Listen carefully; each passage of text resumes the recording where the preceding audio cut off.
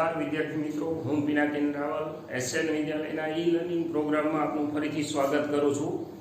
મિત્રો, ગઈકાલે આપણે લાસ્ટ લેક્ચરમાં આપણે જે ચર્ચા કરી વિદ્યુત સ્થિતિમાનની વ્યાખ્યા પછી એની તારવણી બિંદુવત વિદ્યુતભાર માટે અને એનું ભૌતિક અર્થઘટન છે, આટલી વાત આપણી હતી. આશા રાખું કે તમે ટેક્સ્ટબુકમાં આને રેફર કરી લીધું હશે.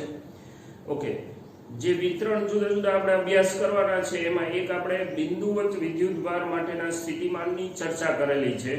તો હવે એવી જ રીતે ડાયપોલ નામનું જે આપણું તંત્ર છે એના માટે સ્થિતિમાન જુદા જુદા બિંદુઓ કઈ રીતે મળે એની આપણે આજે વાત કરીએ.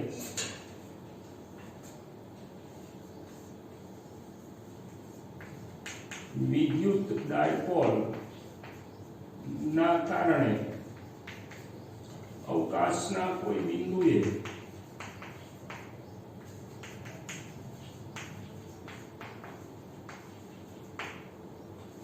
વિદ્યુત સ્થિતિમાન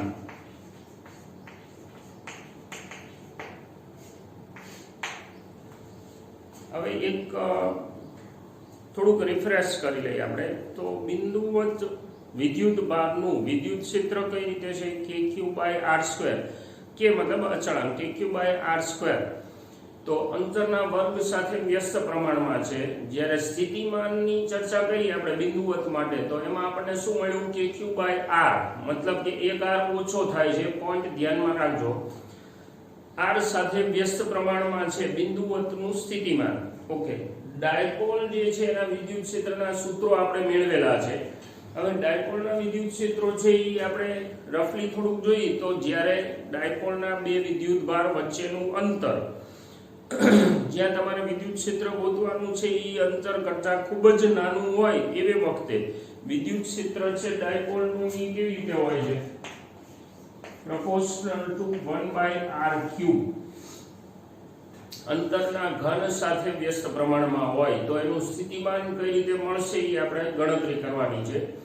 ઓકે, એક વસ્તુ નક્કી છે આમાં કે વિદ્યુત ક્ષેત્ર છે એ શેના ઉપર આધાર રાખે છે? તો કે ડાયપોલ થી જે તે બિંદુના ઓરિએન્ટેશન પર, મતલબ કે અંતર અને સાથે સાથે તમે કઈ જગ્યાએ ઊભેલા છો, લાઈક અક્ષ પર અલગ છે, વિષુવૃત્ત રેખા ઉપર અલગ છે, અને કોમ્પિટિટિવમાં આપણે ચર્ચા કરશું કે બીજો કોઈ ખૂણો હોય તો એનું વિદ્યુત ક્ષેત્ર કઈ રીતે મેળવી શકાય. તો હવે વસ્તુ એ આવે છે કે વિદ્યુત ક્ષેત્ર ડાયપોલનું જે છે એ અવકાશમાં જુદા જુદા બિંદુએ નંબર 1 ડાયપોલ થી અંતર ઉપર આધાર રાખે છે અને ડાયપોલ થી એના ઓરિએન્ટેશન, મતલબ કે કોણીય સ્થાન પર આધાર રાખે છે. તો આ બે મુદ્દા છે એ ક્ષેત્ર માટેના આપણે યાદ રાખીએ અને હવે સ્થિતિમાન મેળવીએ. માનો કે એક ડાયપોલ આપણે અહીંયા મૂકી દઈએ, +q વિદ્યુતભાર -q વિદ્યુતભાર. હવે આ જે છે એનું મધ્ય બિંદુ છે. મધ્ય બિંદુએ આપણે ઉગમ બિંદુ ધારીએ અને અવકાશનું કોઈ એક બિંદુ, માનો કે P બિંદુએ આપણે સ્થિતિમાન ગણવું છે. થોડુંક ભૂમિતિના નામ પાડી દઈએ. માનો કે આ જે અંતર અથવા સ્થાન સદિશ છે એને હું r1 કહી દઉં, મધ્ય બિંદુથી જે આવે એને હું r કહી દઉં, અને અંત્ય બિંદુથી જે આવે એને હું r2 કહી દઉં. આ અંતર કેટલું હશે? a જેટલું. આ અંતર કેટલું હોય? a જેટલું. કારણ કે બે વિદ્યુતભાર વચ્ચેનું કુલ અંતર જે છે એ આપણે 2a લઈ છીએ. થોડો વધારે સંદર્ભ, આ થીટા હું અત્યારે વ્યાખ્યાયિત કરું છું. અત્યારે આકૃતિમાં થીટા જે દેખાય છે એ કોની વચ્ચેનો ખૂણો છે? ધ્યાન રાખજો, આ જે દિશા છે આ શેની દિશા છે? P ની દિશા છે. આમાં P એટલે કોણ? યાદ છે ને? બરાબર 2aq ડાયપોલ મોમેન્ટની દિશા છે, જે હંમેશા આપણે ઋણથી ધન તરફ લઈ છીએ. અને આ જે છે એ પોઈન્ટ ઓફ ઇન્ટરેસ્ટ છે. તો આપણો ખૂણો છે એ ડાયપોલ મોમેન્ટ સાથે જે તે બિંદુના સ્થાન સદિશનો બનતો ખૂણો બતાવે છે, થીટા. ધ્યાન રાખજો ગણતરી માટે. ડાયપોલ મોમેન્ટની દિશા સાથે પોઈન્ટ ઓફ ઇન્ટરેસ્ટ, મતલબ જે બિંદુએ આપણે સ્થિતિમાન ગણવાનું છે એના મધ્ય બિંદુથી નમન પર આધાર રાખે છે આ થીટા. ઓકે, હવે P બિંદુએ સ્થિતિમાન ગણવું હોય તો બિંદુવત માટે તો આપણી માટે હતું D બરાબર શું KQ r એક ઉલ્લેખ હું અહીંયા કરી દઉં મિત્રો, હું જનરલી K લખું છું. એનું કારણ છે કે બે વસ્તુ આપણે લખી શકીએ છીએ, કાં તો 4 પાઈ એપ્સિલોન 0 અને કાં તો K. એટલે હું જનરલી K એટલે લખું છું કે આપણી જગ્યા ઓછી બગડે, ચોક ઓછો બગડે, બીજો કોઈ પર્પસ નથી. ટેક્સ્ટ બુકમાં મોસ્ટ ઓફ બધી જગ્યાએ આ લખેલું છે, ધ્યાન રાખશું આપણે. ઓકે, હવે P બિંદુએ સ્થિતિમાન ગણવું છે. માનો કે વિદ્યુત ક્ષેત્ર ગણવાનું થતું હોત તો શું કરત? આપણે સંપાતપણાનો સિદ્ધાંત વાપરત ને, મતલબ કે પ્લસ q ના કારણે આ જગ્યાએ અને માઈનસ q ના કારણે આ જગ્યાએ જે વિદ્યુત ક્ષેત્રો આવે એના સદિશોને આપણે એડ કરવાના થાય. મતલબ કે સંપાતપણાનો સિદ્ધાંત જે છે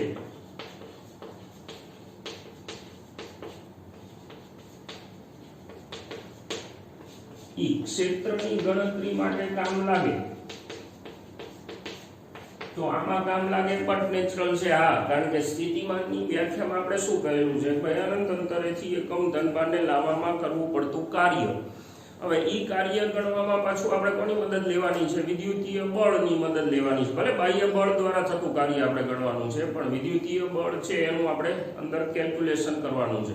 અને બળ સદિશ તરીકે તમે લઈ શકો, સદિશ સરવાળો. તો એનો મતલબ એવો થયો કે સ્થિતિમાન પણ સંપાતપણાના સિદ્ધાંત પ્રમાણે લઈ શકાય, કારણ કે બધા પદ છે એ સંકલનમાં છૂટા પડી જવાના છે.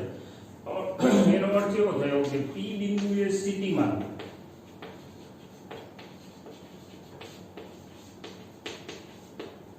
Vp બરાબર હું આવું લખી શકું u2 પ્લસ વિદ્યુતભાર અને u2 માઈનસ વિદ્યુતભાર, બેનો બૈજિક સરવાળો. યાદ આવે મિત્રો? અગાઉના લેક્ચરમાં આપણે વાત કરેલી છે કે જો ધન વિદ્યુતભાર હોય તો એનું સ્થિતિમાન ધન હોય અને ઋણ વિદ્યુતભારનું સ્થિતિમાન ઋણ હોય. તો હવે આ બંનેના સ્થિતિમાન આ સૂત્ર ઉપરથી આપણે લખી શકીએ. આનું કેટલું લખશું? KQ, પછી R એટલે શું? વિદ્યુતભારથી અંતર. તો આપણા માટે શું છે અંદર? R1, પછી વત્તા V માઈનસ, મતલબ ઋણ વિદ્યુતભારના કારણે P બિંદુએ સ્થિતિમાન. તો અહીંયા શું લખશું આપણે? KQ, વિદ્યુતભાર તો એટલો ને એટલો જ છે, છેદમાં વિદ્યુતભારથી અંતર R2, પણ આને મારે માઈનસ લખવું પડે કારણ કે આપણો સ્ત્રોત અહીંયા કોણ છે? બીજો સ્ત્રોત છે એ નેગેટિવ છે. ઓકે, હવે આમાંથી આપણે KQ બાર લઈ લઈએ તો અંદર વધશે મારી પાસે 1/R1 અને -1/R2. આ P બિંદુએ સ્થિતિમાન થાય. હવે એમાં R1 અને R2 કોણ છે? વિદ્યુતભારથી જે તે બિંદુના અંતર છે. જો ડાયરેક્ટ આપણને આપેલા હોય તો કોઈ પ્રશ્ન જ નથી. જો ડાયરેક્ટ વિદ્યુત ક્ષેત્રો આપણી પાસે હોય તો તમે સીધું આમાંથી મૂલ્યો મૂકો એટલે તમને જવાબ મળી જાય. પણ ઘણી વખત કેવું બને કે આ ડાયરેક્ટ આપણને નથી આપેલા, તો આમાં હવે આપણે સાદુરૂપ થોડુંક આગળ વધારવાનું થાય છે.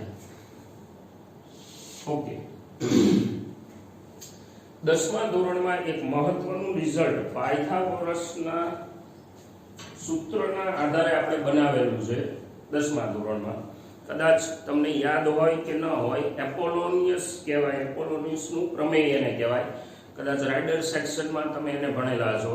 એનો યુઝ આપણે અહીંયા કરશું. આપણે જરૂર છે R1 અને R2 અંતરની, પણ R ના સ્વરૂપમાં. તો એના માટે આવું લખી શકાય, R1 સ્ક્વેર બરાબર R2 plus A2 minus 2AR cos theta. અને તે જ રીતે R2 સ્ક્વેર બરાબર R2 plus A2 plus 2AR cos theta.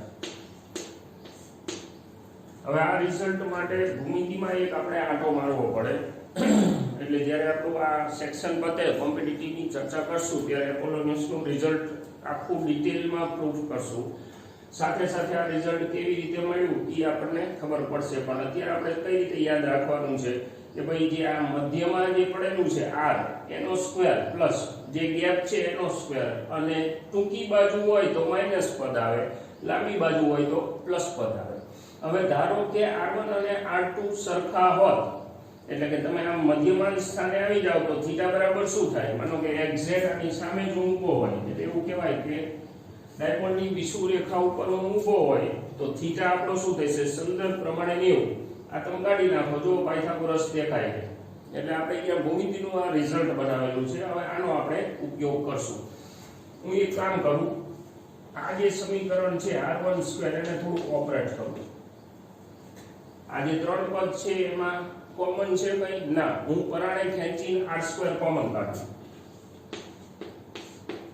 અંદર શું વધે 1 plus a² minus 2a cos theta છેદમાં 1 અને તમે પાછું લઈ જાઓ એટલે મેચ થઈ જાય જો આ અંદર જાય એટલે r² આ અંદર જાય એટલે a² આપણું પદ પાછું આ અંદર જાય એટલે એક r કપાઈ જાય એક r અંશમાં વધે એટલે આપણે અંદરથી r² કોમન કાઢેલું છે હવે અહીંયા એક વસ્તુ ઈ સમજવાની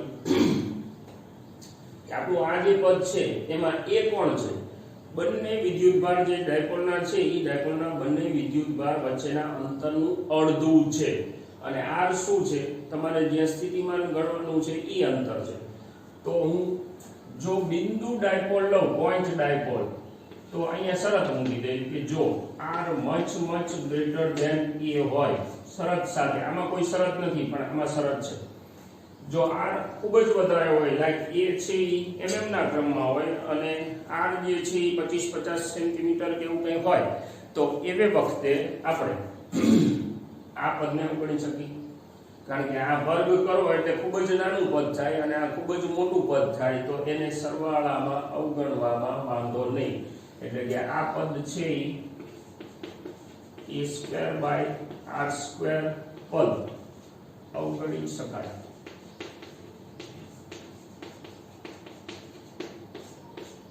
તો હવે મારી પાસે બચે છે શું r1² બરાબર r² 1 minus 2a cos theta upon r okay હવે આપણે આમાં વળી પાછું શું જોઈએ 1/r1 જોઈએ તો હું પહેલા r1 બરાબર લખી નાખું r1 minus 2a cos theta by r ની અડધી ઘાત વર્ગમૂળ લીધું આપણે બંને બાજુ અને હવે હું આનો વ્યસ્ત કરું અહીંયા આપણે વર્ગમૂળ લીધું છે અને હવે વ્યસ્ત કર્યું 1/r1 બરાબર 1/r અને આ પદ આખું છેદમાં જાય છે એના બદલે હું અહીંયા 1 minus 2a cos theta r ની માઈનસ હાફ કરું એટલે આ વ્યસ્ત થઈ ગયું હવે પ્રશ્ન ઈ થાય કે આ જે પદ છે એને મારે સામે મૂકવાનું છે સાદું રૂપમાં તો સ્વાભાવિક છે કે અહીંયા આ જે અડધી ઘાત છે માઈનસમાં એ નડશે તો હું આનું દ્વિપદી વિસ્તરણ કરું યાદ છે દ્વિપદી વિસ્તરણ 1 + x⁻n હોય તો 1 + nx + nn - 1 x²/2 factorial + nn - 1 n - 2 x³/3 factorial and so on હવે આમાંથી આપણે કામ કરી આ 1 + x ટાઈપ છે ઉપર n ઘાત છે તો હવે હું પદ જ્યારે લઈશ ત્યારે પહેલું પદ કયું આવશે 1 + nx અહીંયા હું સાઈડમાં લખી દઉં 1 + x⁻n ટાઈપ હોય તો 1 + nx + nn - 1 x²/2 ફેક્ટોરિયલ ભૂતકાળમાં એક વખત આપણે વાત કરેલી છે + સો ઓન હવે અહીંયા જો મિત્રો ત્રીજા પદથી x નો વર્ગ આવશે પછી ઘન આવશે પછી એ રીતે ઘાત વધતી જશે તો અહીંયા આ જે પદ પડેલું છે એમાં x આને લઉં તો ત્રીજું પદ છે એમાં શું આવશે a² r² આવશે a²/r² જે ઓલરેડી આપણે અવગણી લીધેલું છે તો પછી દ્વિપદી વિસ્તરણના પ્રથમ બે પદ ધ્યાનમાં લઈ પણ આ ક્યારે ધ્યાનમાં લઈ શકાય બાકીના અવગણવાના છે આપણે પણ આ શરત સાથે કમ્પલસરી જો આ શરત હોય તો દ્વિપદી વિસ્તરણના પહેલા બે પદ આપણે રાખી અને બાકીના અવગણી લઈએ તો હવે મારી પાસે શું બચે 1/r1 = 1 + nx એટલે શું ઘાત આગળ મતલબ કે માઈનસ પછી -½ અને બાજુમાં જે પદ પડેલું છે 2a cos θ છેદમાં આ ઘાત આપણે મર્જ કરી લીધી. બાકીના પદ છે વર્ગવાળા અથવા એની વધુ ઘાતવાળા એ આપણે અવગણી લીધા છે. ઓકે, હવે અહીંયા શું વધશે? 1/r 1 આ માઈનસ માઈનસ પ્લસ બગડો અહીંથી cancel k cos θ by r આ 1/r1 બચ્યું. ફરીથી એક વખત અહીંથી આપણે જોઈ લઈએ કારણ કે બોર્ડનો રીયુઝ કરવો પડશે. આપણે શું કરવાનું છે? જે તે બિંદુએ સ્થિતિમાન ગણવાનું છે. એમાં સ્ત્રોત તરીકે આપણી પાસે બે વિદ્યુતભાર છે. તો આ બંને વિદ્યુતભારને બિંદુવત એટલે કે એકલા વિદ્યુતભાર ગણી લઈ તો જે તે બિંદુએ કારણ કે વિદ્યુત ક્ષેત્ર છે એ સંપાતપણાના સિદ્ધાંત પ્રમાણે ગણી શકાય અને સ્થિતિમાનની ગણતરીમાં વિદ્યુત ક્ષેત્રો જ આવે છે તો પછી સ્થિતિમાન પણ સંપાતપણાના સિદ્ધાંત પ્રમાણે ગણી શકાય. તો P બિંદુએ સ્થિતિમાન બરાબર શું થાય? પ્લસ વિદ્યુતભારના કારણે સ્થિતિમાન અને માઈનસ વિદ્યુતભારના કારણે સ્થિતિમાનનો બૈજિક સરવાળો. અહીંયા બૈજિક આપણે કેમ વાપરીએ છીએ? ઓલા પણ આપણે સદિશ સરવાળો બોલતા હતા સંપાતપણામાં. અહીંયા બૈજિક સરવાળો બોલી. શું કામ? તો કે વિદ્યુત ક્ષેત્ર આપણું સદિશ રાશિ છે જ્યારે સ્થિતિમાન અદિશ રાશિ છે. શું કામ? વ્યાખ્યા યાદ કરો. એકમ ધનભારને લાવવા માટે કરવું પડતું કાર્ય પોતે અદિશ રાશિ છે તો અદિશ રાશિમાં બૈજિક સરવાળો આવે. ઓકે, સૂત્ર પ્રમાણે બિંદુવત વિદ્યુતભારના સૂત્ર પ્રમાણે આપણે લખેલું છે પ્લસના કારણે dq બાય વિદ્યુતભારથી અંતર આકૃતિમાં દેખાય છે r1. એવી જ રીતે ઋણ વિદ્યુતભારનું સ્થિતિમાન ઋણ હોય તો kq બાય r2 પણ માઈનસ. હવે આ પદનું સાદુરૂપ આપણે આપી છીએ એટલે આને તમે શરત સાથે વ્યાપક રીતે યુઝ કરી શકો અને હવે પછી જે સૂત્ર બને છે એને શરત સાથે લેવું પડે. હવે આ બે રિઝલ્ટ થોડું કન્ફ્યુઝન તમને કરતા હોય કે ભાઈ ઈ ડાયરેક્ટ સાઈડ કેવી રીતે લઈ લીધા? તો આપણે 10મા ધોરણમાં થઈને આવ્યા ને તો 10મા ધોરણના અમુક રિઝલ્ટ છે એ તો આપણે વારે ઘડીએ યુઝ કરવાના થતા જ હોય. એટલે આ જે છે એ રિઝલ્ટ આપણે વાપરેલું છે એના ઉપરથી એપોલોનિયસનું પ્રમેય છે કદાચ ઉલ્લેખ ન થયો હોય તો મેં કીધું એમ કે વચ્ચે ક્યાંય કોઈ પણ જગ્યાએ ટાઈમ મળશે તો આપણે એ પ્રમેય સાબિત કરશું. પાયથાગોરસની મદદથી આપણે એક એક્સટેન્શન લીધું છે. Is a type of rider. તો આ રાઇડરનું રિઝલ્ટ છે એમાં ટૂંકું માપ અને મોટું માપ આ બે વસ્તુ તમારે ધ્યાનમાં રાખવાની છે યુઝ કરતી વખતે. હવે અહીંથી સાદુરૂપ આપણે આગળ આપીએ છીએ. તો આ જે છે એમાંથી મેં r² કોમન લીધો છે. અંદર જે પદ બચ્યા એમાં દરેક પદને r² થી ભાગી નાખેલા છે અને શરત લીધી કે ભાઈ જો મચ ગ્રેટર ધેન r હોય એટલે કે r છે એ વધુ હોય એની સરખામણીમાં તો આપણે ધ્યાનમાં રાખી a/r અવગણેલું નથી. ધ્યાનમાં રાખજો આપણે શું અવગણી છે? વર્ગ. કારણ કે 0.5 ના છેદમાં માનો કે 5 હોય એને આપણે અવગણવાનું નથી પણ 0.5 નો વર્ગ કરો એટલે શું થાય? 0.25 અને 5 નો વર્ગ કરો તો 25 મતલબ બે પદ જે છે શું થાય છે અને નીચેનું પદ છે એ મોટું થતું જાય છે. તો એવા સંજોગોમાં વર્ગવાળું પદ છે એને અવગણી શકાય એટલે આને અવગણેલું છે. ઓકે, હવે જે આપણું ટાર્ગેટ છે 1/r1 ગોતવાનો એના માટે ધીમે ધીમે આનું સાદુરૂપ આપતા ગયા છે. અહીંયા આપણે વર્ગમૂળ લીધું છે, આ જગ્યાએ એનો વ્યસ્ત લીધો છે. હવે આ અડધી ઘાત મર્જ કરવા માટે વળી પાછું એક આપણું જૂનું રિઝલ્ટ દ્વિપદી વિસ્તરણનો ઉપયોગ કરેલો છે. અહીં સાઈડમાં મેં બતાવ્યું છે. છતાં ટેક્સ્ટ બુકમાં પરિશિષ્ટમાં તમને આ બધા વધારાના સૂત્રો આપેલા છે એટલે દ્વિપદી વિસ્તરણ છે એ આવી રીતે યુઝ કરી શકાય. અને એમાંય તે ફિઝિક્સમાં મોસ્ટ ઓફ આપણે દ્વિપદી વિસ્તરણના પ્રથમ બે પદ જ મોટે ભાગે લેવાના આવે છે કારણ કે ત્રીજા પદથી આ જે છે ને પદ આ પાછળનું મતલબ કે આ શરત સાથે છે x<1 માટે આ વિસ્તરણ મોટે ભાગે આપણે યુઝ કરવાનું થાય છે. તો x<1 હોય તો વર્ગવાળા પદ ને ઘનવાળા પદ ને બધા તો હાવ નાના થતા જાય તો એને તમે વ્યવહારમાં અવગણી શકો સરવાળા બાદબાકીમાં. એટલે અહીંયાથી આપણે એને અવગણેલું છે. એટલે ઘાત આગળ લીધી, પહેલા બે પદ આપણે લીધા છે અને મને આ એક રિઝલ્ટ મળી ગયું નંબર 1. આમ તો 2 નંબર અપાય, આને આપણે નંબર 1 આપી દઈએ. ઓકે, હવે બીજી વાર તમને એવું લાગે છે કે r2 માટે મજૂરી કરવાની જરૂર છે. શું ફેર પડે? આ r2 જે છે બાકીના પદ એમને છે, અહીંયા પ્લસ છે, અહીંયા પ્લસ છે, અહીંયા પ્લસ છે, અહીંયા પ્લસ છે. તો હવે આ તો એમને છે મતલબ કે આ જે પદ આવ્યું એ માઈનસ આવશે તો હું લખી શકું બુદ્ધિ વાપરા વગર. તે જ રીતે 1/r2 is equal to 1/r1 1 minus a cos theta upon r. Ready? 1 minus a cos theta upon r. r1 અને r2 ના સ્વરૂપ આપણને મળી ગયા નંબર 3. ઓકે, હવે આ બંનેને મારે યુઝ કરવાના છે નંબર 1 માં. જોઈ લેજો શું છે આ kq કૌંસની અંદર 1/r1 minus 1/r2. હું સમીકરણ 2 અને સમીકરણ 3 છે એનો યુઝ આમાં કરું છું, એટલે આ વચ્ચેનો ભાગ આપણે રદ કરી લઈએ.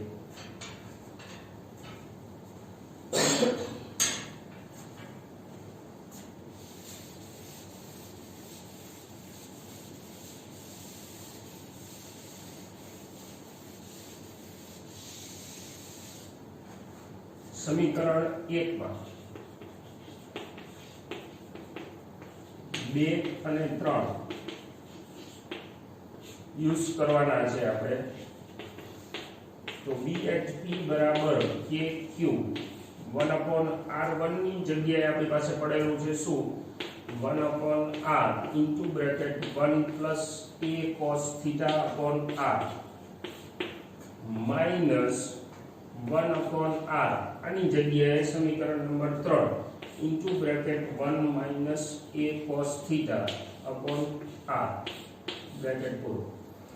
સાદુરૂપ આપી બે જગ્યાએ છેદમાં પદમાં r પડેલો છે એને હું બહાર કાઢી લઉં, એટલે kq બાય r થઈ ગયું into bracket 1 plus a cos theta upon r minus 1 અને માઇનસ માઇનસ પ્લસ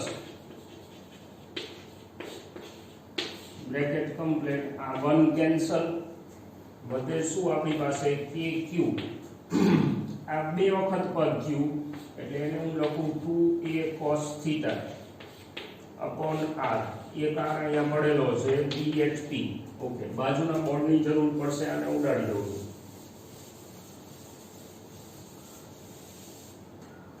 ભેગું કરી લઈ બધું. તો b/p બરાબર શું થાય 2aq, એને હું કમ્બાઈન કરી લઉં છું એટલે k પછી 2aq cos theta by r².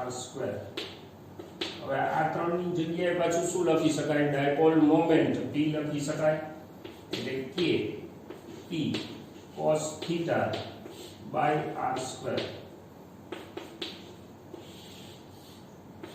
આટલું સ્થિતિમાન આપણને મળ્યું. ક્યાં p બિંદુ? આમાં p કોણ છે? ડાયપોલ મોમેન્ટ, એનું મૂલ્ય.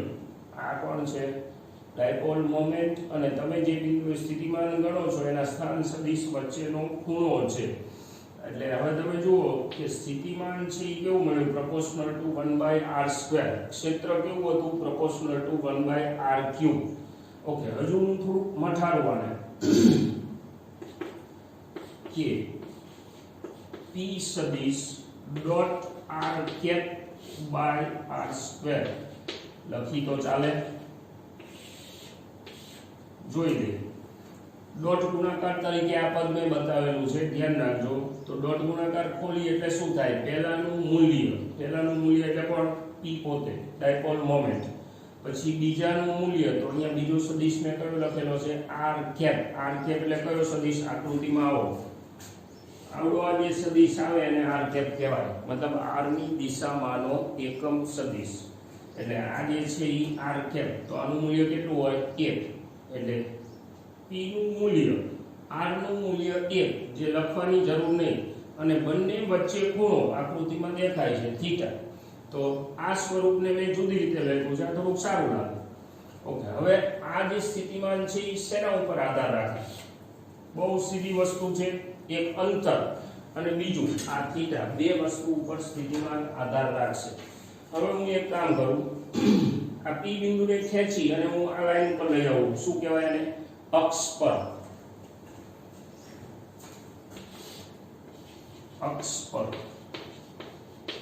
તો હું આમ જાઉં પ્લસ સાઈડ, તો અક્ષ પર થીટા કેટલો કહેવાય? પ્લસ q તરફ થીટા બરાબર 0 કહેવાય. તો v કેટલું મળશે? vp બરાબર k cos 0 બરાબર 1 kp by r². Okay -q તરફ હું જતો રહું અક્ષ પર, તો થીટા બરાબર 180 થાય.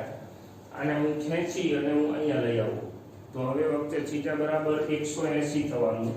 જો 180 થાય તો v at p is equal to -kp/r² થાય. ઓકે, અને વિષુવ સમતલના કોઈ પણ બિંદુ પર હું જો ઊભો હોય તો દેખાય છે આકૃતિમાં કે થીટા બરાબર 90 થશે, અને થીટા 90 હોય તો cos 0, એટલે કે v at p is equal to 0 થાય. આ મેથેમેટિકલ વાત થઈ. શું કામ આના ઉપર 0 થાય છે? તો કે પ્લસના કારણે જેટલું કાર્ય કરવાનું થાય કરવું પડે એટલું માઇનસના કારણે થઈ જાય. મતલબ કે મફતમાં તમે વિષુવ સમતલમાં ઉતરી શકો. ડાયપોલ ના વિદ્યુત ક્ષેત્રમાં વિષુવ રેખા પર કોઈ જાતનું કાર્ય કરવાનું થાય નહીં. ફ્યુચરમાં આ મુદ્દો આપણા માટે કામનો છે. ઓકે, વિદ્યુત ક્ષેત્રના સૂત્રો આપણી પાસે નથી આજુબાજુમાં, આપણી પાસે ખાલી અક્ષ અને વિષુવ રેખા પરના જ વિદ્યુત ક્ષેત્રના સૂત્રો છે. મેળવશું ભવિષ્યમાં, પણ સ્થિતિમાન માટે ગમે તે જગ્યાએ તમારે મેળવવું હોય તો આ સૂત્રની મદદથી ઈઝીલી મેળવી શકો. પણ સૂત્ર વાપરવા માટે હમણાં જે મેં કીધું હતું શરત, કઈ શરત? r much greater than a હોય તો જ, બાકી નહીતર આપણી પાસે આ નંબર 1 જે પડેલું છે એનો યુઝ થાય. આશા રાખું કે આની તારવણી તમારા મગજમાં ક્લિયર થઈ ગઈ છે.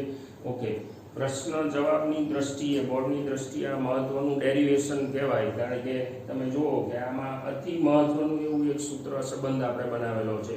એટલે જેમ આગળના ચેપ્ટરમાં ડાયપોલ માટેના ક્ષેત્રોની વાત હતી, એવી જ રીતે ડાયપોલ માટેનું સ્થિતિમાન જે છે એ મહત્વનું કહેવાય.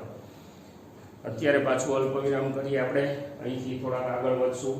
થિયરીમાં તમારે એક વખત ટોપિક વાંચી લેવાનો, વચ્ચે સ્ટેપના સાદુરૂપમાં ક્યાંય પ્રશ્ન હોય તો વિડીયો ફરીથી એકવાર જોઈ લેવાનો, અને જો કંઈ કન્ફ્યુઝન હોય તો એઝ યુઝ્યુઅલ નોંધીને રાખવાનું. ફ્યુચરમાં જ્યારે આપણે મળશું ત્યારે ફરીથી એનું સોલ્યુશન કરશું. પિનાકિન રાવલ, રજા લો. Thank you.